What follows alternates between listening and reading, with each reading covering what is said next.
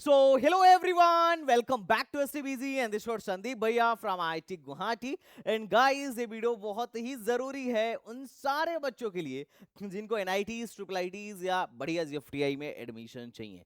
बच्चा पार्टी ये आखिरी मौका है आपके पास NIT या ट्रिपल IIT में जाने का। अगर अभी तक आपको जोसा में कोई सेटिस्फैक्टरी सीट अलॉट नहीं हुई तो अगर आपको जोसा में सीट अलॉट हुई है तो भी आप इस वीडियो को देखना, नहीं हुई है तो भी आप इस वीडियो को देखना और ज्यादा से ज्यादा लोगों तक इस वीडियो को शेयर करना, क्योंकि सीसैब अपने आप में बड़ा ही पेचीदा काउंसलिंग है। और मैंने महसूस किया है कि हर साल चाहे मैं कितना भी समझा लूं, हर साल बहुत सारे बच्चे ऐसे निकल के आते हैं जो बोलते हैं भैया पैसा डूब गया। क्यों डूब गया? पहले नहीं पता था। क्यों नहीं पता था? सर ब्राउचर ही नहीं पड़ा था। अच्छा, मेरी वीडियो देखा था? नहीं सर, आपकी वीडियो तो बाद में देखा। तो ऐसा नहीं होना चाहिए। पैसे लगाने से पहले आप इस वीडियो को जरूर देख लेना, वरना पता चलेगा कि आपके भी पैसे डूब रहे हैं और आपको भनक तक नहीं लगी कि मेरे जोसा वाले पैसे भी डूबे हैं और सीसा वाले पैसे भी डूबे। 40,000 से लेके 75,000 तक आराम से डूब सकते हैं। इतनी कैपेबिलिटी है सीसे में पैसे डूबने की। अब ये आप पर डिपेंड करता है कि आपके 5,000 डूबेंगे। 5,000 तो जाएंगे ही जाएंगे। अब ये है कि आपके 5,000 जाने वाले हैं या फिर 40,000 जाने वाले हैं या फिर 75,000 जाने वाले हैं। ये आप पर डिपेंड करेगा। ये आपकी काउंसलिंग स्किल पर डिपेंड करेगा। आप किस तरीके से काउंसलिंग करा रहे हो। थोड़ा रिस्की प्रोसीजर है, लेकिन घबराना नहीं है बच्चा। जितना ज्यादा रिस्की प्रोसीजर होगा उतना ज्यादा लो कट ऑफ जाएगी। अगर 75 के बजाय 1.5 लाख डूबने का डर होता तो आधे बच्चे वहीं साफ हो जाते हैं। तो टेंशन मत लो। रिस्क जितना ज्यादा लोगे उतना ज्यादा बढ़िया कॉलेज मिलने की प्रोबेबिलिटी है। तो ये आप पर डिपेंड करेगा कि आप इस काउंसलिंग को एज अपॉर्चुनिटी देख रहे हो या एज ए उस नजरिए से देख रहे हो कि भैया यार ये तो दिक्कत है, यहाँ समस्या है, यहाँ तो पैसे डूब जाते हैं, यहाँ पे तो प्रोसेसिंग चार्ज ही 5,000 रुपए लग रहा है, नहीं सीट मिला तो भी 5,000 चला जाएगा। ये आप पर डिपेंड करता है कि आप इसको किस नजरिए से देख रहे हो। अलग अलग लोगों के अलग अलग नजरिए हो सकते हैं। किसी को बहुत स्मूथ चाहिए कि नहीं जोसा की तरफ फ्री में चॉइस फिलिंग करा लो, सीट मिल जाए। तो अगर वैसा ये लोग भी कराने लगेंगे ना, तो फिर तो कट ऑफ जोसा की तरह बड़ी हाई जाएगी। लेकिन अब चूंकि ये पैसे पहले लेंगे तो कट ऑफ लो जाएगी। सब कुछ मैं सीसा में बैठने से पहले वीडियो रिकमेंड करूंगा, सबको रिकमेंड करूंगा, देख लेना। और सब कुछ मैं डिटेल में इस वीडियो में एक्सप्लेन कर दूंगा। तो चलो शुरू करते हैं इस जबरदस्त वीडियो को। तो सबसे पहली बात तो ये आती है कि भैया सीसा में हम बैठे कहाँ हैं। क्यों सीसैम में जो है, सीसैम में क्या वैकेंसी रहती भी है, क्या सीट बचता भी है, क्या सीएससी की सीट बचती है, क्या आईटी की सीट बचती है, क्या इलेक्ट्रॉनिक्स बचता भी है। अगर सीट वैकेंसी रहेगी तभी तो अप्लाई करेंगे, क्योंकि अप्लाई करने के लिए पैसा यहां पहले देना पड़ेगा। तो मैं तुम्हें पिछले 3-4 सालों का डेटा दिखाता हूं। 2022 से लेकर 2025 तक का तुम डेटा देखो। 2024 एक ऐसा साल था, ये 25 में तो सीटें बढ़ गई थी, काफी सीटें बढ़ी थी। तो ऑब्वियसली जब सीटें बढ़ी थी तो सीटें बची भी थी, लेकिन बहुत ज्यादा का डिफरेंस नहीं था, बहुत ज्यादा का डिफरेंस नहीं था। अब हुआ क्या, सुनना ध्यान से। 2024 एक ऐसा साल था जिसमें जोसा सिर्फ राउंड 5 तक ही हुआ था। 25 में जोसा राउंड 6 तक हुआ था और सीसैब भी राउंड 3 तक हुआ था, एकदम डिटेल में। अब समझने वाली बात क्या है बेटा, समझने वाली बात यह है कि इस साल जोसा में एक राउंड कम हो गया। अब जब जोसा में एक राउंड कम हुआ ना बेटा, तो पिछले 2 सालों की तुलना में जो वैकेंसी थी वो काफी ज्यादा थी। 11,295 से वैकेंसी हो गई 13,446। यहाँ पे राउंड 6 हुआ तो इन दोनों के सीट बढ़ने के बावजूद भी इन दोनों में बहुत ज्यादा का डिफरेंस नहीं आया। अब यही हिस्ट्री फिर से रिपीट हो रही है 2026 में। जोसा जो है 6 राउंड होने के बजाय 5 ही राउंड हुआ है। अब देख लेना जब वैकेंसी आएगी तो एक बार अपन कैलकुलेट करेंगे कि कितनी सीटें, हालांकि बहुत ज्यादा इस बार सीट नहीं बढ़ा है, फिर भी देखना चांस ये है कि इससे ज्यादा वैकेंसीज रहेंगी। अब तुम्हारे मन में आ रहा होगा कि भैया ये सारी जीएफटीआईज की वैकेंसी है क्या? नहीं, इसमें एनआईटीज की भी 4 से 5 हजार तक सीटें बच जाती हैं। 4 से 5 हजार तक सीटें बच जाती हैं। ट्रिपल आईटीज में भी लगभग लगभग 3,000 के आसपास सीटें और जीएफटीआई में भी 6,000 के आसपास तक की सीटें हर साल बच रही हैं। तो कुल मिला जुला के 13-14 हजार सीटें बचने की पूरी आशंका है। सीसेम में अच्छी खासी सीटें बचती हैं। 13-14 हजार कोई छोटा मोटा नंबर नहीं है, तो ये बात ध्यान रखिएगा। अब आपके मन में जरूर सवाल आएगा कि भैया ये लो कॉलेज लो ब्रांच में बचता होगा, बढ़िया वालों में थोड़ी बचता होगा। तो मैं बढ़िया वाला भी तुम्हें एक पल के लिए दिखा देता हूं, थोड़ा सा ध्यान दो। ध्यान देना, ये है सबसे टॉप की टायर 1 की एनआईटीज। और इसमें तुम ये बताओ कौन सी एनआईटी में कट ऑफ लो नहीं गई है, कौन सी ऐसी एनआईटी है ऑलमोस्ट, ध्यान देना, कौन सी ऐसी एनआईटी है जिसका कट ऑफ नीचे शिफ्ट नहीं हुआ है। ट्रिची में भी भाई 1400 से 1600 हो गया है, और सूरत में भी 8000 से 10000 हो गया, कुरुक्षेत्रा भी 7000 से 8800 तक पहुंच गया है। और इनफैक्ट ऑलमोस्ट हर कॉलेज के हर ब्रांच में आपको शिफ्ट थोड़ा ना थोड़ा देखने को मिलेगा। 13000 से लेके 18000 तक का शिफ्ट आ चुका है। अब जैसे जैसे ऊपर से नीचे जाओगे वैसे वैसे जो कट ऑफ्स हैं, मतलब 13 और 18 में बड़ा फर्क होता है भाई। मतलब अगर किसी की रैंक 13-14 हजार हो ना, तो उससे पूछना कि 6000 की वैल्यू क्या है। अगर इसको 6000 और मिल जाए तो 13 से 14 से 13-14 हजार रैंक के बजाय 6-7 हजार रैंक पर आ जाएगा। तो इसके लिए यही रैंक बहुत ज्यादा है मेरे दोस्त, बहुत ज्यादा है। तो ये बात आपको समझना पड़ेगा। ऑलमोस्ट टायर 1 की एनआईटीज हैं, बताओ कहां पर शिफ्ट नहीं हुआ है। टायर 2 की एनआईटीज है, कहां शिफ्ट नहीं हुआ है। एनआईटी जमशेदपुर 8 से 10 पहुंच गया। जो एमएमई है 45, जोसा में 45 था, और सीसा में जो प्रोडक्शन है वो 52 चला गया। जबकि प्रोडक्शन से लो रैंक पर, मतलब लो ब्रांच बहुत सारे लोग मानते हैं एमएमई को। यहां पर तुम देखोगे गोवा 13000 से 17000 पर पहुंच गया, और सिविल जो 45 पे थी वो 57 पे पहुंच गई। मतलब टायर 1 हो, टायर 2 हो, टायर 3 हो, एनआईटी हो, ट्रिपल आईटी हो, जीएफटीआई हो, सब में शिफ्ट देखने को मिलेगा। एनआईटी इलाहाबाद से लेके एनआईटी ये अपना मणिपुर तक में आपको शिफ्ट देखने को मिलेगा। तो कोई ऐसा, आप एनालिसिस देखो, कोई ऐसा कॉलेज नहीं होगा जहां पर आपको शिफ्ट नहीं देखने को मिलेगा। अब अगर आप इस चीज को नहीं पकड़ पा रहे हो तो ये आपकी प्रॉब्लम है, आप इसका मतलब रिसर्च ही नहीं कर रहे हो। और अगर आप रिसर्च नहीं कर रहे हो तो फिर तो कोई मतलब ही नहीं है। फिर एक्सपेक्टेशन रखना कि बहुत लो रैंक पे बहुत अच्छा कॉलेज मिल जाएगा, ये तो भैया दो चीजों से मिलता है, एक तो रैंक से और दूसरा रिसर्च से। अगर दोनों का कॉम्बिनेशन आपके पास है तब तो कोई नहीं रोक सकता आपको बढ़िया कॉलेज में जाने से। अब बात करते हैं सीसैप के बारे में। पहले तो मैं आपको ये बताना चाह रहा था कि सीसेप क्यों। आई होप आपको समझ में आ गया होगा, और अगर नहीं समझ में आया होगा तो एक और डेटा देख लो, उससे और क्लियर हो जाएगा। जो लास्ट, ध्यान से सुनना, जो लास्ट क्या बोलते हैं, जो last computer science and engineering वगैरह मिला था जोसा में, ये गानी खान चौधरी वगैरह में, तो 60,000 पे मिला था, और वही सीसा में सीधे 1,20,000 हो गया। इसके ऊपर अगर मतलब सीधे 2x का डिफरेंस आ रहा है मेरे दोस्त। अगर इसके ऊपर अगर अपन चले तो यहां पर तुम देखोगे कंप्यूटर साइंस फैमिली में अगर अपन देखें तो जैसे एचएस गौर में सीएससी 70,000 पे बंद हो गई थी जोसा में, जबकि ये वो कॉलेज है जिनको मैं 70,000 पे कभी लेने के लिए रिकमेंड भी नहीं करूंगा। बाद में वही सीएससी लगभग लगभग 2,22,000 पे चली गई थी। अगर मैं तुम्हें एक और कॉलेज का एग्जांपल दिखाऊं ना तो तुम शॉक्ड हो जाओगे कि भैया ये क्या चल रहा है, हमें क्यों नहीं पता था इसके बारे में। जैसे फॉर एग्जांपल तुम इसको पकड़ लो, गुरु घासीदास विश्वविद्यालय को पकड़ लो। गुरु घासीदास विश्वविद्यालय को अपन पकड़ लेते हैं, कहां गया, बिलासपुर में। सीएससी बंद हुई थी जोसा में 75,000 पे, और सीधे सीधे 1 लाख के पार चली गई सीसा में। इतना डिफरेंस आया। एनिमेशन करके एक आईटी डिपार्टमेंट के अंदर एक branch, animation and VFX, 1 lakh के अंदर बंद हो गई थी, लेकिन यही एनिमेशन एंड वीएफएक्स सीसा में 4 लाख पर गई। अब भाई जो ब्रांच नॉर्मल राउंड में 1 लाख पर नहीं मिल रही थी वो 4 लाख पार चली गई, ये अपने आप में बहुत बड़ी बात है। इसका जो लोएस्ट ब्रांच था प्रोडक्शन, वो 1,18,000 पे जोसा में बंद हुआ था, और 1,18,000 वाली ब्रांच जो है 9 लाख पर चली गई। ये अपने आप में भाई छोटी मोटी बात नहीं है। वो उससे पूछो जिसकी रैंक 1.5 लाख थी और उसको नहीं मिला था, और यहां पर उससे पूछो जिसकी रैंक 9 लाख थी और इन लोगों ने सीट ऑफर कर दिया। तो ये आपको समझना पड़ेगा कि भाई सीसैप आपके लिए बेनिफिशियल है कि नहीं है, इसके लिए आपको थोड़ा रिसर्च करना पड़ेगा, ये बात ध्यान रखिएगा। आइए हम आते हैं सीसैप के रूल्स एंड रेगुलेशन पे, because rules and regulation are important. अब अगर अपन सीसैप की बात करें तो देखो जोसा में जिनको सीट मिला है वो अपनी सीट को होल्ड करके भी आगे बढ़ सकते हैं। उसके लिए उनको पार्शियल एडमिशन फीस देना पड़ेगा और वो सीसैप में भी बैठ पाएंगे। सीसैप में अगर कुछ नया मिलता है तो बढ़िया, वो आपको मिल जाएगा, ये हट जाएगी, और नहीं मिलता है तो आपकी सीट बनी रहेगी। और अगर जिनको सीसा में कुछ, जोसा में कुछ नहीं मिला है, अब उनको क्या करना पड़ेगा, सीधे सीधे शीशे में बैठना पड़ेगा। शीशे में बैठना क्या है, तो शीशे में बैठने बैठने का जो तरीका है यही है कि रजिस्ट्रेशन अपना 28 से स्टार्ट होगा। तो 28 जुलाई से अपना रजिस्ट्रेशन बेटा स्टार्ट होने वाला है, तो be ready for that. Registration का लास्ट डेट जो है 3 अगस्त है।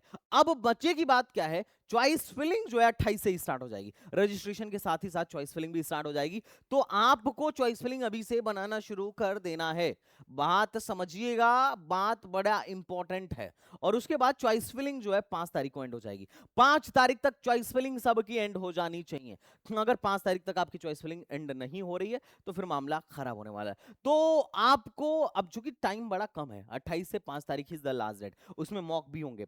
तो अभी क्या है, अभी क्या है, मॉक जैसे अगर आप सीसैप का यहां पर निकालो ना, सीसैप का वो निकालो, ये देखिए थोड़ा गौर से, जो सीसैप का सीसैप में जो मॉक का रिजल्ट है वो क्या होने वाला है 31 तारीख को आने वाला है। तो आपको कोशिश ये करना है 30 तारीख को शाम 5 बजे तक आप अपनी चॉइस फिलिंग निपटा दें। 28 को वैकेंसी आएगी और 28 से चॉइस फिलिंग स्टार्ट हो जाएगा। अब आपको क्या करना है, 30 तारीख को शाम 5 बजे तक आपको अपनी चॉइस फिलिंग निपटा देनी है ताकि आप मॉक 1 में बैठ सकें। अच्छा, अगर नहीं हो पाया तो भी कोई बात नहीं है, टेंशन मत लो। ऐसा नहीं है कि मॉक में जो मिलता है वही अपने को मिलने वाला है, पर मॉक में बैठोगे तो थोड़ा एक्सपीरियंस मिलेगा कि क्या होने वाला है। तो ये अपना जो है पूरा कार्यक्रम है। हमें क्या करना है, 5 तारीख तक अपनी चॉइस फिलिंग खत्म कर देनी है और 6 तारीख को अपना रिजल्ट आ जाएगा। 6 तारीख को आपको पता चल जाएगा कि आपको क्या मिलने वाला है। तो ये इनका पूरा का पूरा प्रोसीजर रहने वाला है 28 से लेके 6 तारीख तक का। उसके बाद जैसे ही रिजल्ट आएगा आपको क्या करना है, विलिंगनेस सबमिट करना है, जिस तरीके से आप विलिंगनेस सबमिट कर रहे थे किसमें, जोसा में। लेकिन यहां पर थोड़े से नंबर ऑफ विलिंगनेस बढ़ जाते हैं, लोगों को आइडिया नहीं होता है कि ये विलिंगनेस इतने सारे जो हैं इसमें क्या है। इसमें freeze, slide, float, surrender, withdrawal और एग्जिट जैसे विलिंगनेस होते हैं। अब एक एक को अभी मैं आपको इसी वीडियो में एक्सप्लेन करके दिखाऊंगा। विलिंगनेस सबमिट करने का जो लास्ट डेट है और ऑनलाइन रिपोर्टिंग का जो लास्ट डेट है वो 10 तारीख तक है। तो विलिंगनेस सबमिट करने पर मतलब जैसे आपको रिजल्ट आएगा आपको क्या करना है, फिर से एक पेमेंट देना है इंस्टीट्यूट एडमिशन फीस सेकंड करके, और साथ ही साथ आपको विलिंगनेस सबमिट करना है। विलिंगनेस सबमिट करने के बाद ऑनलाइन रिपोर्टिंग करनी है। और अगर आप में कोई रिजोल्यूशन आ रहा है तो इस रिजोल्यूशन को 11 अगस्त तक, 11 अगस्त के तकरीबन तक आपको क्या करना है, रिजॉल्व कराना है। तो 10 तारीख से पहले आपको इंस्टीट्यूट एडमिशन फीस दे देना है, डॉक्यूमेंट अपलोड कर देना है, और अगर कोई क्वारी आती है तो इसको रिस्पॉन्स भी करना है। तो ये तरीका है। और ये है कि 6 तारीख को रिजल्ट आएगा, 10 से पहले पहले आपको ये सारा कार्यक्रम कर लेना है अगर आपको सीट मिलता है तो। अच्छा, अगर नहीं मिलता है तो क्या करना है वो भी मैं बताऊंगा, क्योंकि दो इंपॉर्टेंट होता है, या तो आपको नेक्स्ट राउंड में जाना है और अगर और मतलब नेक्स्ट राउंड में जाना है या फिर एग्जिट मारना है। एग्जिट मार लोगे तो तुम्हारे पैसे बच जाएंगे, सीसैप का जो प्रोसेसिंग चार्ज है वो काट के अपने पैसे बचा लोगे। लेकिन अगर नेक्स्ट राउंड में गए और अगर सीट मिल गया तो पैसे गए, जो भी आपने पैसे लगाए हैं वो पैसे गए। अभी हमको ध्यान रखने वाली बात क्या होती है कि हमें यहां पर बैठने के लिए ना, हमें यहां पर रजिस्ट्रेशन करने के लिए हमें पैसे पहले देने पड़ते हैं। 28 तारीख से लेके लगभग लगभग 3 तारीख तक हमारा रजिस्ट्रेशन चलने वाला है ना, 3 तारीख तक हमारा रजिस्ट्रेशन चलने वाला है। तो इसमें रजिस्ट्रेशन का जो फीस होगा वो हमें पहले देना है। सीट मिले या ना मिले पैसा पहले लगेगा, ध्यान रखना। सीसैप का नियम है, सीट मिले या ना मिले पैसा पहले लगेगा, जो पैसा देंगे वही बैठेंगे, और एक बार अगर सीट मिल गया तो फिर से पैसा देना पड़ेगा। जैसे आप पार्शियल एडमिशन फीस अभी दे रहे हैं ना जोसा में, उसी तरीके से वहां पर सीट मिलने के बाद इंस्टीट्यूट एडमिशन फीस सेकंड देना पड़ता है। इंस्टीट्यूट एडमिशन फीस सेकंड देना पड़ता है। घबराइएगा नहीं, ये सारे पैसे आपके कॉलेज के फीस में एडजस्ट हो जाएंगे, फर्स्ट ईयर के फीस में एडजस्ट हो जाएंगे। उसके बाद आप फिर अपना राउंड 2 आएगा, और राउंड 2 का जो शेड्यूल है इन लोगों ने बोला है कि 12 तारीख को राउंड 2 का रिजल्ट आएगा, और राउंड 2 का रिजल्ट आने के बाद से ऑनलाइन रिपोर्टिंग जो है 12 से स्टार्ट हो जाएगी और 14 तक होगी। 14 तक होगी, अगर आप यहां पर देख पा रहे होंगे तो 12 से रजिस्ट्रेशन स्टार्ट होगा। सॉरी, 12 रजिस्ट्रेशन में बोल रहा हूँ, रजिस्ट्रेशन तो एक ही बार होगा। 12 को अपना रिजल्ट आएगा, और रिजल्ट आने के बाद से 14 तारीख तक हमको क्या करना है, इंस्टीट्यूट एडमिशन फीस देना है। जिनको पहली बार सीट मिली है उन्हीं को देना है, जो पहले से ही सीट पा चुके हैं उनको इंस्टीट्यूट एडमिशन फीस फिर से नहीं देना है। और अगर आपको सीट मिल गई है और अगर आप सीट छोड़ के भागना चाहते हैं तो आप बशर्ते भाग जाइए, लेकिन आपने जो यहां पर बैठने के लिए पैसे जमा करे हैं ना, वो पैसे आपके वापस नहीं आने वाले हैं, वो पैसे आपके गए। और अगर आपने इंस्टीट्यूट एडमिशन फीस सेकंड भी दे दिया है तब तो ये दोनों पैसे डूबेंगे, टोटल 75,000 रुपए डूबेगा। तो अगर सीसैप में आपको सीसैप काउंसलिंग से भागना है तो आपको राउंड 1 के बाद ही भागना पड़ेगा, राउंड 2 के बाद भागने का कोई मौका नहीं मिलता है। सीसैप में अगर सीट मिल गई लास्ट राउंड में तो फिर कहानी खत्म, आपको लेना ही पड़ेगा। और अगर आप नहीं लेते हो तो जो भी पैसा आपने सीसैप को दिया है वो पैसा आपके लिए रिफंडेबल नहीं होगा सीसैप के थ्रू। ओके, उसके बाद अपना फिजिकल रिपोर्टिंग शुरू होगा। जिन जिनको सीट मिल गया है वो लोग 13 से लेके 18 तक फिजिकल रिपोर्टिंग करेंगे। जो भी आपको सीट अलॉट हुआ है उस पे फिजिकल रिपोर्टिंग करना पड़ेगा। ऑलरेडी शेड्यूल जोसा की वेबसाइट पर पड़ा हुआ है कि कौन से इंस्टीट्यूट में कब फिजिकल रिपोर्टिंग के लिए कहां जाना है, क्या लेकर जाना है, कैसे लेकर जाना है, इस पर एक डिटेल वीडियो बना चुका हूं, तुम उसे जाके चेकआउट कर सकते हो। तो 13 से 18 तक ये टेंटेटिव है, इट माइट बी चेंज, कई बार इंस्टीट्यूट पर भी डिपेंड करता है। अब बात करते हैं बैठने में खर्चा कैसे आएगा, जैसे कितना आएगा। जैसा कि मैंने तुम्हें पहले बताया कि जोसा में दो तरीके का फीस होता है। एक होता है, सॉरी, सीसैब में दो तरीके का फीस होता है। एक होता है एसआरपीएफ, उसको बोलते हैं स्पेशल राउंड इनरोलमेंट फीस, और दूसरा होता है इंस्टीट्यूट एडमिशन फीस सेकंड। ये जो स्पेशल राउंड इनरोलमेंट फीस होता है वो सीसैब में बैठने के लिए, अगर आप सीसैब में पार्टिसिपेट करना चाहते हो तो आपके चाहे रैंक कुछ भी हो, इससे सीसैब वालों को मतलब नहीं है। आपको चाहे सीट मिले या ना मिले, इससे भी सीसैब वालों को मतलब नहीं है। सीसैब बोलता है कि सीसैब में वही पार्टिसिपेट करे जो बहुत सीरियस हो, जिसको जेन्युइनली सीट चाहिए, क्योंकि ये स्पेशल काउंसलिंग है। इसके बाद कोई और राउंड नहीं होगा जहां पर बची हुई सीटों को भरा जाए। तो सीटें ज्यादा से ज्यादा संख्या में भरी जा सके, सीटें बचे ना खाली, उसके लिए लोग क्या करते हैं, स्पेशल राउंड्स कराते हैं। और स्पेशल राउंड में शर्त ही यही होती है कि जिसको एक्चुअली सीट लेना है सिर्फ वही बैठे, फर्जी में टेस्टिंग के लिए आपको बैठने की कोई जरूरत नहीं है। अब कैसे पता चलेगा कि लोग बड़े सीरियस हैं, तो उसके लिए रूल यही है भैया, पैसे लगवा लो। पैसे पैसे पहले वही देगा जो एक्चुअली में सीट लेना चाहता है, वरना पैसे काट थोड़ी रहे कि 40,000 ऐसे ही ले जाके डुबा दे। तो ये लोग 40,000 रुपए लेते हैं, जिसमें 35,000 जो रुपए होता है वो होता है जोसा का प्रोसेसिंग चार्ज, सीसैप का स्पेशल राउंड प्रोसेसिंग चार्ज। और 5,000 जो रुपए होता है वो होता है, सॉरी, 35,000 जो रुपए होता है वो होता है इंस्टीट्यूट एडमिशन फीस 1। और 5,000 जो रुपए होता है वो होता है SRPF, special round processing fees. अब ये जो स्पेशल राउंड प्रोसेसिंग फीस है नॉन रिफंडेबल होता है, चाहे आपको सीट मिले या ना मिले, उससे कोई मतलब नहीं है। आप विड्रॉल करके भाग जाइए, आप एग्जिट मार लीजिए, घंटा, इससे कोई सीसैप को फर्क नहीं पड़ रहा है। अब चूंकि आप सीसैप में पार्टिसिपेट कर रहे हैं तो उसका प्रोसेसिंग चार्ज आपको 5,000 देना पड़ेगा। अगर आपको सीट भी मिल गया तो पूरा का पूरा 40,000 आपके इंस्टीट्यूट को ट्रांसफर नहीं होता है, सिर्फ 35,000 इंस्टीट्यूट को ट्रांसफर होता है। तो ये आपको बैठने के लिए जो चार्ज देना पड़ता है वो स्पेशल राउंड एनरोलमेंट फीस है, जिसमें IAF-1 और SRPF इंक्लूडेड है, 40,000। और अगर आप किसी कैटेगरी से बिलोंग करते हैं तो 19,000। और अब जैसे ही आपको सीट मिलेगा, जैसे मान लो राउंड 1 में मैं बैठा और राउंड 1 के में ही मेरे को सीट मिल गई, तो मेरे को देना पड़ेगा इंस्टीट्यूट एडमिशन फीस सेकंड। अगर मान लो राउंड 1 में नहीं मिला, राउंड 2 में मिला, तो राउंड 2 के बाद मुझे देना पड़ेगा फिर से इंस्टीट्यूट एडमिशन फीस सेकंड। एक ही बार देना है, ऐसा नहीं है कि राउंड 1 में पहली सीट मान लो कुछ और मिली, बाद में राउंड 2 में भी नया मिल गया, तो दो बार नहीं देना है, एक ही बार देना है। अब स्मार्ट लोग क्या करते हैं, जनरली जिनका पैसा डूब रहा होता है, राउंड 1 में मान लो कुछ मिल गया और इंस्टीट्यूट एडमिशन फीस सेकंड दे दी है और नेक्स्ट राउंड के लिए बैठ गए, और पता चला राउंड 2 में भी कुछ मिल गया और वो लेना नहीं है, तो फिर इंस्टीट्यूट एडमिशन फीस, मतलब जो पहले राउंड में अगर नहीं मिला होता है दूसरे राउंड में मिलता है, तो वो क्या करते हैं, दूसरे राउंड में इंस्टीट्यूट एडमिशन फीस देना अवॉइड करते हैं। ये थोड़ा आपको स्मार्टली देखना पड़ेगा कि आपको कब पैसे देने हैं, कब पैसे नहीं देने हैं। जैसे मान लेते हैं राउंड 1 में राउंड 1 में आप बैठे और राउंड 1 में भी आपको सीट मिल गई, तो आपको इंस्टीट्यूट एडमिशन फीस देना ही पड़ेगा। नहीं दोगे तो आप राउंड 2 में भी नहीं बैठ पाओगे और साथ ही आपकी सीट भी कैंसिल हो जाएगी। तो थोड़ा सा कॉम्प्लिकेटेड प्रोसीजर आपको लग सकता है, पर कॉम्प्लिकेटेड है नहीं, बहुत ईजी है। अगर आप STBC को फॉलो कर रहे हो तो आप टेंशन मत लेना। आप जोसा की अगर अपन बात करें ना, तो जोसा में रजिस्ट्रेशन करने का कोई चार्ज नहीं था। जोसा में जो सीट एक्सेप्टेंस फीस थी वो 30,000 थी, और पार्शियल एडमिशन फीस अभी जो आपको देना है वो 45,000 है। तो टोटल जो यहाँ पे भी पैसा कैलकुलेट करोगे ना, तो 4 3 7 75,000 रुपए जोसा भी ले रही थी। बस आपको पता नहीं चल रहा था, लेकिन एक्चुअली में जोसा भी ले रही थी।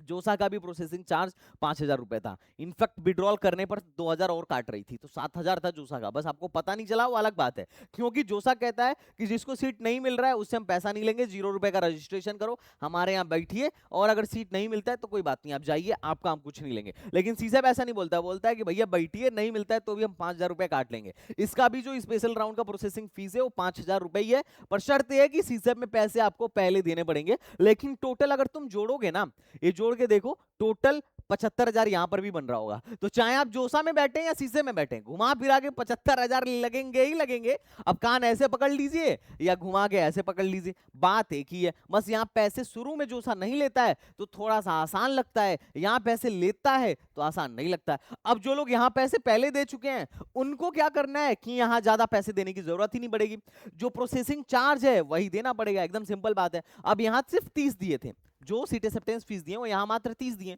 और यहां पे 40 मांग रहा है, तो जो डिफरेंस होगा वो आपको देना पड़ेगा। बात समझ में आ रहा है क्या? कुल मिलाजुला क्या है, कई बार बच्चे वो लोग भी होंगे जो यहाँ पे पैसे पूरे जमा कर चुके होंगे, पूरा 75 जमा कर चुके होंगे, तो यहाँ पे उनको पूरा 75 देने की जरूरत नहीं है, सिर्फ प्रोसेसिंग चार्ज ही देना है। जो अगर तुम यहाँ सिर्फ 30 जमा किए हो तो यहाँ 40 मांगा जा रहा है, तो जो डिफरेंस आएगा बस वही देना है। बात समझ में आ रहा है ना? अब तुम कौन से कैटेगरी में हो तुम्हें देखना पड़ेगा। तो ये है जोसा और सीसैट में बैठने का पूरा खर्चा, और ये रिफंड नहीं होगा अगर आपको राउंड 2 में सीट मिलती है और आप उसे छोड़ के भागते हैं तो। हाँ, अगर आप कॉलेज में चले जाते हैं तो ये पैसा आपके कॉलेज को ट्रांसफर हो जाता है। लेकिन एक बात मैं बता देता हूं, ये पैसा जो कॉलेज को ट्रांसफर हो रहा है, अगर बीच में आप ड्रॉप ले लेते हो या नहीं जाते हो ज्वाइनिंग के लिए, तो आप, अगर वो यूनिवर्सिटी है तो आप यूजीसी गाइडलाइन के हिसाब से भी वहां से क्या कर सकते हो, बातचीत करके अपने मैटर को रिजॉल्व कर सकते हो। लेकिन ये लोगों को नहीं पता है और ये इतना आसान भी नहीं है, और सिर्फ इसके भरोसे नहीं बैठ सकते। ओके, अब बात करते हैं एलिजिबिलिटी क्राइटेरिया की कि कितने टाइप के लोग सीसैट में एलिजिबल हैं, कौन कौन एलिजिबल है और उसको कितना चार्ज देना पड़ेगा। तो टोटल हमने लगभग इन लोगों ने 9 टाइप के लोगों की बातें करी हैं, और एक कौन किस टाइप का है उसके बारे में बताता हूं। पहला, जो कैंडिडेट जोसा में रजिस्टर ही नहीं किया है वो एलिजिबल है, और उसको कितना पैसा देना पड़ेगा सीसैट में बैठने के लिए, 40,000 सीधे सीधे। अच्छा, जो कैंडिडेट जोसा में बैठा तो था लेकिन कोई सीट ही नहीं मिला, वो भी एलिजिबल है और उसको भी 40,000 ही देना पड़ेगा। अगर कोई ऐसा कैंडिडेट है जो जोसा में बैठा तो था, है ना, जोसा में बैठा था और उसको सीट भी अलॉट हुई थी, but seat was cancelled due to non payment, उसने बैठा था, सीट भी मिली थी, लेकिन सीट एक्सेप्टेंस फीस उसने दिया ही नहीं है, तो भी एलिजिबल है और उसको भी 40,000 देना पड़ेगा। दूसरा, वो कैंडिडेट जिसने जोसा में क्या किया था, एग्जिट ऑप्शन ले लिया था, उसको भी यहां पर एलिजिबल किया गया और उसको भी 40,000 देना पड़ेगा। कैटेगरी वाला अपना 19,000 का हिसाब देख लेंगे। जो कैंडिडेट जोसा में पार्टिसिपेट किया था, उसको आईआईटी में सीट मिल गई थी, लेकिन उसकी सीट या तो कैंसिल हो गई, डॉक्यूमेंट वेरिफिकेशन के लिए ही नहीं गया, या फिर उसने विड्रॉल कर लिया, या फिर एडमिशन जो है ले लिया है।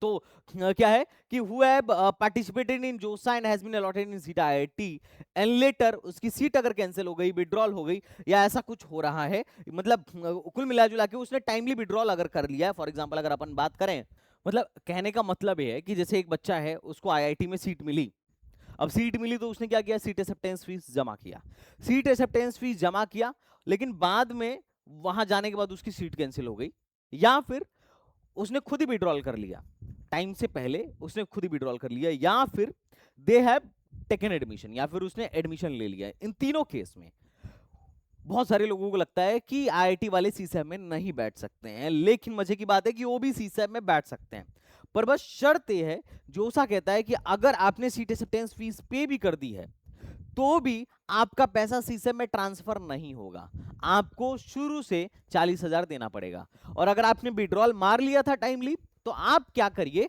आपने जो भी ब्लैंक चेक वहां, मतलब कैंसिल चेक लगाया होगा, जो भी अकाउंट नंबर दिया होगा, वो अकाउंट नंबर पे आपके पैसे अलग से रिफंड आ जाएंगे। जनरली होता क्या है, जोसा में जो तुम 75,000 देते हो ना, जोसा अपना प्रोसेसिंग चार्ज काट के सीसैट में ट्रांसफर कर देती है। अगर तुम सीसैट में बैठोगे, तो तुमने जोसा में पहले बैठा, बाद में तुम्हारा मन है सीसैट में भी बैठने का, तो जनरली जोसा अपना चार्ज काट के सीसैट को पैसे बाकी ट्रांसफर कर देती है, लेकिन आईआईटी के केस में नहीं करती है। आईआईटी के केस में कहती है भैया हम नहीं देखेंगे, आईआईटी वाले देखेंगे तुम्हारा, तुमको क्या करना है, अगर तुम्हें फिर भी बैठना है, आईआईटी मिल गई उसके बाद भी तुम सीसैट में देखना चाहते हो सकता है किसी को आईआईटी जम्मू मिली हो, किसी को आईआईटी धारवाड़ मिला हो, किसी को आईआईटी भिलाई मिला हो, किसी को आईआईटी मंडी मिला हो, लेकिन वो चाहता है कि भैया मेरा एनआईटी ट्रिची, वारंगल, सूरत कल, इलाहाबाद में हो जाए, क्योंकि मैं तो बढ़िया कॉलेज जाना चाहता हूँ, यहाँ पर मेरे को लोअर ब्रांच मिली है, यहाँ पर बढ़िया ब्रांच मिल सकती है, जोसा में तो अच्छी मिली नहीं, चलो सीसैट में हाथ पैर मारते हैं।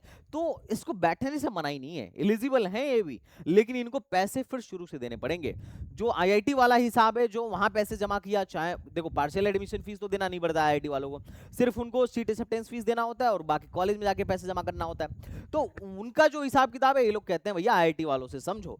हाँ, बाकी अगर तुमने टाइमली विड्रॉल जोसा के पोर्टल से मारा है तो पैसे तुम्हारे आ जाएंगे नियमित समय के बाद, उसकी चिंता मत करो। अब बाकी लेकिन हम सीसैट में पैसे ट्रांसफर नहीं करेंगे, आपको क्या करना है, खुद से फिर से शुरू से 40,000 रुपए लगाने हैं। तो ये आपको बात समझ में आनी चाहिए। नेक्स्ट वो लोग हैं कि जिन्होंने सीसैट में, जोसा में पार्टिसिपेट किया था, सीट अलॉट हुआ था, सीट सिक्योर भी कर लिया था, और उन्होंने सीट एक्सेप्टेंस फीस भी दे दिया और पार्शियल एडमिशन फीस भी दे दिया, तो इन्होंने मोटा मोटी 75,000 दे दिया। तो इसमें क्या है, जो यहां पे इन्होंने पैसे दिए, जोसा अपना प्रोसेसिंग चार्ज काट के सारा पैसा सीसैट में ट्रांसफर कर देगी, और जो भी पैसा होगा, जैसे सीट एक्सेप्टेंस फीस जो है, शुरुआती का जो सीट एक्सेप्टेंस फीस है, वो आपके स्पेशल राउंड इनरोलमेंट फीस में एडजस्ट हो जाएगा। जैसे तुमने मान लो वहां पे 40,000 दिया, 30,000 दिया था सीटी एक्सेप्टेंस फीस, यहाँ स्पेशल राउंड इनरोलमेंट फीस लग रहा है 40,000, तो वो पैसे इधर ट्रांसफर हो जाएंगे जोसा का जो भी अपना प्रोसेसिंग चार्ज है वो काट के, बाकी 10 से 15,000 का जो भी गैप आएगा, जो भी डिफरेंस आएगा, वो बस मात्र उतना ही पैसा आपको देना है, आपको ज्यादा पैसे देने की जरूरत नहीं है। नेक्स्ट टाइपो क्या है, candidate who has been participate in जोसा एंड उनको क्या हुआ था, एनआईटी प्लस सिस्टम में सीट मिला था लेकिन उन लोगों ने विड्रॉल कर लिया था। अब विड्रॉल कर लिया था इसका मतलब इन्होंने सिर्फ 30,000 रुपए दिए हैं, सीट एक्सेप्टेंस फीस दिया है, पार्शियल एडमिशन फीस नहीं दिया है, तो उनके 30,000 में से विड्रॉल का चार्ज 2,000 कटेगा प्लस 5,000 जो सा अपना चार्ज काटेगा, बाकी का जो पैसा बचेगा वो इधर सीसे में ट्रांसफर कर दिया जाएगा। और चूंकि यहां पर एसआरईएफ जो है 40,000 लग रहा है, तो वहां जो भी पैसा आपका बन रहा होगा, मान लो 30 में से 7 काट लिया, 23 बचा, तो 23 के बाद जो डिफरेंस आएगा, जो गैप आएगा, वो आपको देना पड़ेगा। अब एक्चुअली में गैप कितना आ रहा है, जोसा कितना काट रहा है, वो तो आपको पोर्टल पर ही पता चल जाएगा, पर नियम यही कहता है कि जोसा के डिडक्शन के बाद, विड्रॉल के डिडक्शन के बाद जो भी पैसा आएगा, जो भी पैसा बचेगा, वो सारा का सारा पैसा जो है इधर एडजस्ट होना चाहिए, एसआरईएफ में ये पैसा एडजस्ट होना चाहिए, बच्चे से फिर से पैसे नहीं लेने हैं। Next, the candidate who has been participate in JoSAA, जिन्होंने जोसा में पार्टिसिपेट किया है और have been allotted a seat in NIT plus system, but उनका सीट कैंसिल हो गया। अब जब सीट कैंसिल होता है ना, तो वो जो 2,000 विड्रॉल का एक्स्ट्रा चार्ज लेती है सीट जोसा, वो नहीं लेती है, तो यहाँ पे थोड़े और कम पैसे, थोड़े पैसे और बच जाते हैं, बाकी लगभग लगभग 10-15 हजार ही आपको देना पड़ेगा। मतलब अगर आपने यहाँ पैसे दिए थे लेकिन आपकी सीट कैंसिल हो गई थी, तो बाकी के पैसे आपके इधर एडजस्ट हो जाएंगे। और लास्ट वाले कौन से हैं, the candidate who has been participating in जोसा and has been allotted a seat in IT plus system and इन्होंने सीट एक्सेप्टेंस फीस पे कर दिया and successfully complete document verification, but उनकी सीट बाद में कैंसिल हो गई पेमेंट नहीं करने की वजह से, क्योंकि अभी कई लोग ऐसे होंगे जो पार्शियल एडमिशन फीस नहीं पे करेंगे। अब नियम यही है कि जो पार्शियल एडमिशन फीस नहीं पे करेगा उसकी सीट कैंसिल, नियम यही है। जोसा में अगर आपको सीट मिली है और अगर आपने पार्शियल एडमिशन फीस नहीं पे किया तो आपकी सीट कैंसिल। ऐसे केस में जो आपके यहाँ पर आपने जो भी 30,000 रुपए दिए हैं उसमें से जोसा अपना प्रोसेसिंग चार्ज काट के सीसैप को भेज देगा और बाकी पैसे इधर एडजस्ट हो जाएंगे, आपको ज्यादा चिंता करने की जरूरत नहीं है। 28 तारीख को जब पोर्टल खुलेगा तो एक्चुअली में आपको कितना रिमेनिंग बैलेंस देना है वो यहां पर दिखा रहा होगा, तो आपको ज्यादा चिंता करने की जरूरत नहीं है। अब नियम क्या है, नियम यही है कि हम लोग 28 तारीख से रजिस्ट्रेशन स्टार्ट होगा, तो 28 तारीख से रजिस्ट्रेशन स्टार्ट करेंगे। स्टार्ट करने के बाद से हम लोग क्या करेंगे, यहां पर 40,000 पे करेंगे जो पहली बार दे रहे हैं, या फिर जो भी आपका रिमेनिंग अमाउंट है, जो भी आपका रिमेनिंग अमाउंट है आपको यहां पर पे करना पड़ेगा। तो रजिस्ट्रेशन के साथ ही आपको पे करना पड़ेगा। जब आप पे कर दोगे तो आपको choice filling and choice locking का मौका मिलेगा, तो हम चॉइस फिलिंग करेंगे और चॉइस फिलिंग करने के बाद हम स्पेशल राउंड 1 में बैठेंगे। स्पेशल राउंड 1 में का रिजल्ट आएगा, रिजल्ट आने के बाद से हमें ऑनलाइन वेरिफिकेशन कराना पड़ेगा, डॉक्यूमेंट अपलोड करना पड़ेगा, और इसमें से एक ना मतलब हमें क्या करना पड़ेगा, डॉक्यूमेंट अपलोड करना, ऑनलाइन वेरिफिकेशन कराना होगा। ऑनलाइन वेरिफिकेशन में क्या होता है, हम सबसे पहले विलिंगनेस चूज करेंगे कि हम क्या करने वाले हैं, freeze, float, slide, exit, surrender क्या चाहते हैं। उसके बाद डॉक्यूमेंट अपलोड करेंगे, डॉक्यूमेंट अपलोड करने के बाद इंस्टीट्यूट एडमिशन फीस सेकंड देंगे, और फिर अगर क्वारी कोई रेज होती है, हमारे डॉक्यूमेंट में कोई गड़बड़ी होती है, उनके तरफ से कोई क्वारी रेज होती है, तो हम उसे रिजॉल्व कराएंगे। और जिनको सीट नहीं मिलता है वो सीधे सीसैप, मतलब अगर मान लो चॉइस फिलिंग हो गई, सब कुछ हो गया, स्पेशल राउंड 1 में सीट ही नहीं मिली, तो आपको स्पेशल राउंड 2 में फिर भेज दिया जाएगा। और अगर आपको स्पेशल राउंड 1 में सीट मिली है और आपने फ्लोट करा है, सरेंडर करा है, तो उस केस में आप फिर स्पेशल राउंड 2 में बैठोगे और वही सेम प्रोसीजर फिर से फॉलो होगा, और जैसे ही स्पेशल राउंड 2 खत्म होगा हम फिजिकल रिपोर्टिंग के लिए जाएंगे। तो ये मोटा मोटी एक फ्लो चार्ट है जिससे आपको समझ में आ रहा होगा कि सीसैप में एक्चुअली में करना क्या है। रजिस्ट्रेशन, पैसा देना, चॉइस फिलिंग करना, राउंड 1 के रिजल्ट का वेट करना, रिजल्ट आने के बाद ऑनलाइन वेरिफिकेशन कराना, जिसमें सबसे इंपॉर्टेंट है विलिंगनेस सबमिट करना। उसके बाद अगर आप फ्लोट चूज करते हो तो राउंड 2 में जाओगे, सरेंडर चूज करते हो तो भी राउंड 2 में जाओगे, फ्रीज करते हो तो कहानी खत्म, और अगर आप एग्जिट मार लेते हो तो भी कहानी खत्म। फिर राउंड 2 में वही कार्यक्रम होगा, राउंड 2 खत्म होने के बाद हम कॉलेज जाएंगे फिजिकल रिपोर्टिंग के लिए सारे डॉक्यूमेंट्स के साथ। तो ये टोटल सीसैप राउंड का प्रोसीजर है। अब मैंने जो बोला, जो सबसे इंपॉर्टेंट पोर्शन है कि यहां पर जो है विलिंगनेस सबमिट करने का क्या ऑप्शन है, विलिंगनेस का क्या सीन है, तो यहां पर आपको टोटल 5 तरीके का विलिंगनेस दिखेगा, और ये पांचों इंपॉर्टेंट है, जिसमें से 3 को आप जानते हो, फ्रीज, फ्लोट और स्लाइड। फ्रीज क्या है, अगर राउंड 1 में आपको कोई सीट मिली है पर्टिकुलर, अगर आप उस सीट को लेना चाहते हो तो फिर आप फ्रीज कर दो, कोई दिक्कत नहीं है। फ्रीज मतलब हम उस सीट के साथ हाईली सेटिस्फाइड हैं, इसके अलावा और कुछ नहीं चाहिए, तो इसमें कोई कंफ्यूजन ही नहीं है। फ्लोट क्या है? फ्लोट ये है कि जो सीट मुझे मिला है मैं इसे लेके आगे बढ़ना चाहता हूं।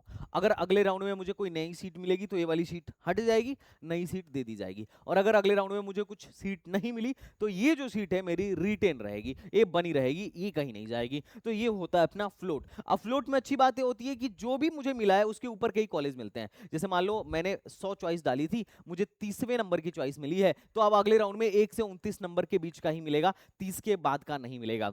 इंपॉर्टेंट बात क्या है? चॉइस फिलिंग करने का ऑप्शन जैसे जोसा में सिर्फ एक बार मिला था, सीसा में भी एक बार मिलेगा, बीच में आपको चेंज करने का ऑप्शन नहीं मिलेगा, तो ये उससे भी ज्यादा इंपॉर्टेंट है। तीसरा स्लाइड। स्लाइड क्या होता है? फ्लोट जैसा ही होता है लेकिन विद इन द कॉलेज होता है। जैसे मेरे को मान लो एनआईटी इलाहाबाद में मैकेनिकल मिला है, और मैं अब सिर्फ एनआईटी इलाहाबाद ही चाहता हूं और कहीं नहीं जाना है, लेकिन मैं ये चाहता हूं कि एनआईटी इलाहाबाद में मैकेनिकल से कुछ ऊपर मिल जाए, तो मैं उस केस में फिर स्लाइड का लेता हूं। अब आता है सरेंडर और विड्रॉल और एग्जिट, मतलब टोटल 6 मान लो, सरेंडर, विड्रॉल और एग्जिट। अब सरेंडर क्या है? सरेंडर है कि राउंड 1 में मान लो तुमको कोई सीट मिल गई, ये सबसे खतरनाक चीज है, बहुत खतरनाक चीज है सरेंडर। चॉइस फिलिंग अगर खराब हो ना तो रुला मारता है सरेंडर, मतलब सरेंडर ने रुलाया है लोगों को अगर चॉइस फिलिंग खराब हो तो। होता क्या है कि मान लो मेरे को अगर कोई सीट मिल गई, अब मैं चाहता हूं कि भैया मुझे इसे नहीं लेना है, मुझे कोई दूसरी सीट चाहिए, मैं इसे लेके आगे नहीं बढ़ना चाहता हूं, मैं इसे सरेंडर कर रहा हूं, लेकिन मैं राउंड 2 में पार्टिसिपेट कर रहा हूं, तो ऐसे केस में सरेंडर का ऑप्शन उपयोग में लाया जाता है। लेकिन इसमें सबसे दुख की बात क्या है कि अगर चॉइस फिलिंग परफेक्ट ना हो तो जो तुम्हें चॉइस मिली थी ना, सरेंडर करने के बाद उसके ऊपर की ही चॉइसेस तुम्हें अलॉट हो सकती हैं, नीचे की चॉइसेस अलॉट नहीं हो सकती हैं। अब कई बार ऐसा होता है कि बढ़िया बढ़िया चॉइस नीचे रह जाता है, एक लल्लू चॉइस मुझे मिल जाता है, और उसके ऊपर सारे बढ़िया चॉइस होते हैं, इतने बढ़िया होते हैं कि मुझे मिल ही नहीं सकते हैं, और मैं सरेंडर कर भी देता हूं तो भी मुझे कुछ ऑप्शन अच्छा मिलता नहीं है, और बच्चा रोता गाता रह जाता है, कहानी खत्म हो जाती है। आंखों के सामने से जबरदस्त जबरदस्त सीट भाई आंखों के सामने से निकल जाता है, मतलब कट ऑफ जब देखता है बच्चा तो रोता है कि यार ये वाली सीट मुझे मिल गई थी, मिल जाती, लेकिन मैंने ना ये जो मुझे मिला था, जिसको मैंने सरेंडर किया उसके नीचे डाल दिया था, ये अच्छा था लेकिन नीचे डाल दिया था, और सरेंडर करने के बाद से सिर्फ ऊपर की चॉइस मिल रही थी, बहुत दुख हो गया। आंखों के सामने से, मतलब कट ऑफ मेरे पार गया लेकिन मेरे को नहीं मिला, क्यों? क्योंकि मैं बकलोल था, मैंने रिसर्च ही नहीं किया, मैंने चॉइस फिलिंग में दिमाग ही नहीं लगाया, मैंने सिर्फ दिमाग किस पे लगाया? अंट शंट कामों में, रील देखा बैठ के, जब कॉलेज देखना था तब रील देखा, और अब जब सरेंडर कर दिया तो बैठ के रो रहा हूं। तो ये रोने वाला कांड तुम्हारे साथ ना हो जाए, इसका एक जबरदस्त सॉल्यूशन मैं बताता हूं। सीसेब की चॉइस फिलिंग में कराता हूं हर साल, और जोसा से ज्यादा मेरे बच्चों को सीसेब में फायदा होता है। हर साल जाने कितने एनआईटीज, ट्रिपल आईटीज और जेएफटीआईज में बच्चों को मैंने भिजवाया है। तो मैं आप लोगों से एक रिक्वेस्ट करूंगा कि अगर आपको सीसे में कोई भी कंफ्यूजन हो तो आप हमारे काउंसलिंग प्रोग्राम को ज्वाइन कर लेना। अच्छा, कुछ लोग सोचते हैं लास्ट मोमेंट पे ज्वाइन करेंगे, जब नहीं बनेगा तब ज्वाइन करेंगे, तो भैया अगर तब तुम ज्वाइन करना है तो फिर करना, अब मैं क्या बोलूं, क्योंकि बच्चा ये सोचता है कि ज्वाइन करूंगा, संदीप भैया एकदम खाली बैठे हैं मेरे लिए ही और तुरंत तुरंत चॉइस फिलिंग बना के देंगे, तो भैया ऐसा नहीं होता है। ज्यादातर तुम देखोगे जब जोसा की चॉइस फिलिंग चल रही होती है, सीजर की चॉइस फिलिंग चल रही होती है, तो यूट्यूब पे बहुत सारे कमेंट आने लगते हैं कि अरे कॉल नॉट रिसीविंग, अभी तक चॉइस फिलिंग नहीं बनाया, अभी तक डिस्कशन नहीं हुआ। अबे कहां से हो जाए भाई, एक गो कॉलेज थोड़ी है, 100 कॉलेज है, और संदीप भैया अकेले हैं और टीम भी बहुत छोटी है, अचानक से सबका एक साथ थोड़ी बना देंगे। इतने सारे पेमेंट एक एक दिन में 40-40, 50-50, 100 बच्चों ने पेमेंट किया था जोसा में, तो एक दिन में इतने जल्दी कैसे हो जाएगा? पहले से जो बोलता हूं कि भैया पहले से बुक करके रखो, टाइमली चॉइस फिलिंग मिल जाएगा, 28 तारीख को वैकेंसी आएगी, 29 तारीख तक दे दूंगा, है ना? तो वो बच्चे थोड़ा ध्यान में नहीं रखते हैं, उनको चाहिए इमीडिएट और ज्वाइन करेंगे लास्ट मोमेंट पर, तो ऐसे काम नहीं होगा। अगर आप बढ़िया रिजल्ट चाहते हो तो पहले ज्वाइन करो, और अगर आप एकदम बिरबल मतलब तुरंत तुरंत खिचड़ी पका के खाना चाहते हो तो लास्ट मोमेंट में ज्वाइन करना, फिर लास्ट मोमेंट में जो बेस्ट कर पाऊंगा वो करूंगा, एकदम सिंपल बात है। तो ये विलिंगनेस सबमिट करने का ऑप्शन है। अब बात करते हैं इसका क्या बोलते हैं नेक्स्ट का। नेक्स्ट है विड्रॉल। विड्रॉल का मतलब है कि अगर मान लो मेरे को राउंड 1 में कोई शीट मिल गई और मैं डर गया कि यार अब तो इससे बढ़िया कुछ नहीं मिल रहा है और जो मुझे मिला है ये भी नहीं चाहिए, मैं अगले राउंड में भागना चाहता हूँ, तो आप विड्रॉल करके भाग जाइए, कोई दिक्कत नहीं है। आप विड्रॉल करिए, सीट रिजेक्ट करके आप काउंसलिंग छोड़ के भाग सकते हैं। जो भी प्रोसेसिंग चार्ज होगा, जो भी कैंसिलेशन फीस होगी, सीसैप काटेगा और बाकी का पैसा आपको ट्रांसफर कर देगा। आप राउंड 2 में पार्टिसिपेट नहीं कर पाएंगे। उसके बाद होता है एग्जिट। जैसे मान लो किसी को राउंड 1 में कुछ मिला नहीं, अब वो भागना चाहता है क्योंकि उसको कहीं और हो सकता है कुछ मिल गया हो जाए, दिल्ली में कहीं मिल जाए, बढ़िया कुछ मिल जाए, और उसे अब पता चल गया कि अब सीसैप में कुछ बढ़िया नहीं होने वाला है मेरे साथ। अब डर की बात है, पता चला राउंड 1 में मिला नहीं और मुझे कहीं और मिल गया है, अब मैं छोड़ के भागना चाहता हूँ, लेकिन राउंड 2 में अगर ये लोग जबरदस्ती दे दिए तब तो पैसा चला जाएगा। तो कई बार बच्चे टाइमली डिसीजन ले लेते हैं कि मुझे कहीं और अच्छा मिल गया, अब मुझे सीजन में पार्टिसिपेट नहीं करना है, तो एग्जिट मारो और भागो यहाँ से, ताकि जो पैसा बचा खुचा पैसा है वापस मिल जाए। तो ये कुछ ऑप्शंस हैं जहां पर आपको थोड़ा सा आपके लिए रिलायबिलिटी कर दिया है सीसम ने, ताकि आपके पैसे भी ना डूबे और उनकी सीट भी खाली ना रहे। तो उन लोगों ने बड़ा अच्छा दिमाग लगाया हुआ है। अब ऑनलाइन रजिस्ट्रेशन वगैरह का तो खैर मैं प्रोसीजर आपको समझा ही चुका हूँ, इसमें तो कोई बात ही नहीं है। चॉइस फिलिंग वगैरह का तो खैर आप क्या करना कि जो मैं बताऊंगा उस तरीके से आपको चॉइस फिलिंग करना है, that is the important thing. अब आते हैं इसमें इंस्टीट्यूट एडमिशन फीस सेकंड में। इंस्टीट्यूट एडमिशन फीस वैसा ही है जैसे पार्शियल एडमिशन फीस है। आपने जो भी इंस्टीट्यूट एडमिशन फीस आप सेकंड दोगे, ये आपके कॉलेज के तरफ जो है, कॉलेज में क्या होगा, शिफ्ट हो जाएगा। तो आपको उसके लिए मतलब कॉलेज के फीस में आपको शिफ्ट हो जाएगा, तो उसके लिए आपको टेंशन लेना नहीं है। अब आते हैं नो रिफंड पॉलिसी में। यहाँ जोसा वालों ने सीसा वालों ने साफ साफ लिखा है कि अगर राउंड टू में आपको कोई सीट मिलती है, तो चाहे आप इंस्टीट्यूट एडमिशन फीस सेकंड भी जमा कर दियो और इंस्टीट्यूट एडमिशन फीस फर्स्ट भी जमा कर दियो, कोई पैसा वापस नहीं होगा। स्पेशल राउंड प्रोसेसिंग फीस तो किसी कीमत पे वापस नहीं होगा, चाहे सीट मिले ना मिले, आप भाग जाओ छोड़ के या कुछ भी करो, वो तो वापस नहीं होगा। लेकिन अगर आपको राउंड 2 में सीट मिल गया है, तो ये भाई साहब इन्होंने रिफंड के लिए लिखा है, there shall not be refund from CSAB from those candidate जिन्होंने ऑनलाइन रिपोर्टिंग राउंड 2 के बाद नहीं करी है, या फिर जिनको सीट अलॉट हुआ था राउंड 2 में लेकिन इंस्टीट्यूट एडमिशन फीस दो पे करने में फेल हो गए। अब चाहे जिस भी कारण से फेल हो गए हो, जैसे मान लो राउंड 2 में सीट अलॉट हुआ, आपने पैसा ही नहीं जमा किया, तो सीट तो कैंसिल हो जाएगी, लेकिन साथ ही साथ पैसा भी वापस नहीं मिलेगा। The seat is cancel due to मतलब इनवैलिड डॉक्यूमेंट। अगर आपका डॉक्यूमेंट इनवैलिड है या फिर नेग्लिजिलेंस हुआ, आपने थोड़ी लापरवाही कर दी या किसी भी कारणवश अगर आपकी सीट कैंसिल हो जाती है, तो भी पैसा वापस नहीं होगा। कॉलेज में जाके अगर आपकी सीट कैंसिल होती है तो भी आपका पैसा वापस नहीं होगा। तो ये पूरा रूल रेगुलेशन इन्होंने दे रखा है नो रिफंड वाला, तो इसको आप थोड़ा ध्यान से पढ़ लेना। और जिन लोगों ने अभी तक काउंसलिंग प्रोग्राम नहीं लिया है, आप हमारा सीसेब का काउंसलिंग प्रोग्राम ले लेना, ये बड़ा ही इंपॉर्टेंट रहने वाला है। स्पॉट काउंसलिंग भी हमारा चल रहा है, तो स्पॉट काउंसलिंग भी आप क्या कर सकते हो, ज्वाइन कर सकते हो। अब इंपॉर्टेंट चीज एक और करते हैं कि भाई चॉइस फिलिंग कैसे करें सीसैप में। एनालिसिस करने का एक बेस्ट टूल बताता हूँ ये प्रिडिक्टर मैं यहाँ पे उसमें भी डाल दूंगा, क्या बोलते हैं, डिस्क्रिप्शन में या चैट में पिन कर दूंगा। हालांकि ये पेड है बट बड़ा इंपॉर्टेंट है। इसमें क्या है कि जैसे फॉर एग्जांपल अपनी रैंक डाल दो, जैसे मान लो मैं 50,000 रैंक डाल दिया। अब मेरे को चेक करना है कहाँ पर क्या क्या मिल सकता है, तो मैं NIT wise, triple ITs wise और जीएफटीआई वाइज चेक कर सकता हूँ। यहाँ पे आपको ये भी मिल जाएगा कि कहाँ कहाँ पर क्या क्या कौन कौन सी ब्रांचेस मिलने की पॉसिबिलिटी है। जैसे फॉर एग्जांपल मैं सीधे से ये चेक करना चाहता हूँ कि सीसेप राउंड 1 में क्या मिलना चाह रहा है, तो सीसेप वन राउंड 1 का मैंने डेटा यहाँ पर चेक कर दिया। तो 50,000 पे दिखा रहा है कि एनआईटी इलाहाबाद में मेरे को एक ब्रांच मिल सकता है, वो है बायोटेक्नोलॉजी। अब इनफैक्ट तुम एनआईटी इलाहाबाद जो है, एनआईटी इलाहाबाद ना, अगर तुम जैसे बायोटेक्नोलॉजी दिखा रहा है कि मिल सकता है, तो यहाँ पर तुम व्यू डिटेल पे जाके, हालांकि सबका नहीं पड़ा है पर मोस्ट ऑफ कॉलेजेस का पड़ा हुआ है, तुम यहाँ पर जाके ये भी चेक कर सकते हो कि एक्चुअली में एनआईटी इलाहाबाद के प्लेसमेंट्स वगैरह क्या चल रहे हैं। तो बहुत हद तक तुम्हें प्लेसमेंट डिटेल वगैरह भी यहाँ पर मिल जाएगा। यहाँ पर तुम जाना एनआईटी इलाहाबाद के इस पोर्टल पे जाना, अभी थोड़ा सा मेरा इंटरनेट यहाँ पे स्लो है, तो ये तुम्हें एनआईटी इलाहाबाद की एक प्रोफाइल मिलेगी, प्लेसमेंट पर जाओगे तो यहाँ तुम्हें प्लेसमेंट मिल जाएगा कि ये जो ब्रांच मेरे को पर्टिकुलरली मिल रहा है ना, जैसे मान लेते हैं ये इसको मिल रहा था बच्चे को, ये प्लेसमेंट पे मैं गया और प्लेसमेंट पे जाके मैं देखना चाहता हूँ कि कौन सा ब्रांच पर्टिकुलरली मिल रहा है। तो यहाँ पे तुम देख पाओगे कि उस पर्टिकुलर ब्रांच में प्लेसमेंट स्टैटिक्स वगैरह क्या है। कुछ कुछ कॉलेजेस का हो सकता ना पड़ा हो, पर यहाँ पे जैसे बायोटेक्नोलॉजी जो है, जैसे बायोटेक है, बायोटेक, ये मेरे को मिल रहा था, तो इसमें 37 में से 26 प्लेस्ड हुए थे और 70% का प्लेसमेंट था और 8.4 लाख का एवरेज पैकेज है, मैक्सिमम पैकेज 15 लाख का है। तो तुम यहाँ पे ये भी चेक कर सकते हो। तो ये बड़ा ही खतरनाक सा एक सेल्फ असेसमेंट टूल है, जहाँ पे तुम्हें आइडिया लग जाएगा। जैसे ट्रिपल आईटी में मेरे को क्या मिल रहा है ये भी देख सकता हूँ। अब जैसे मान लेते हैं मैं इलेक्ट्रॉनिक्स ब्रांच में इंटरेस्टेड हूँ, इलेक्ट्रॉनिक्स में, तो मैं इलेक्ट्रॉनिक्स क्लिक कर लिया ना, तो मेरे को अब सिर्फ दिखाएगा कि राउंड 1 तक कहाँ कहाँ पर इलेक्ट्रॉनिक्स मिल सकता है। मैं राउंड 2 तक देखना चाहता हूँ कि राउंड 2 तक कहाँ कहाँ पर इलेक्ट्रॉनिक्स मिल सकता है। तो 50,000 रैंक पे मेरे को श्री सिटी और गुवाहाटी जैसे भी ऑप्शंस मेरे को सजेस्ट कर रहा है कि देखो पिछले 3 साल में 54, 60 और 55 रैंक तक राउंड 2 तक जा जाके मिला हुआ है ट्रिपल आईटी गुवाहाटी।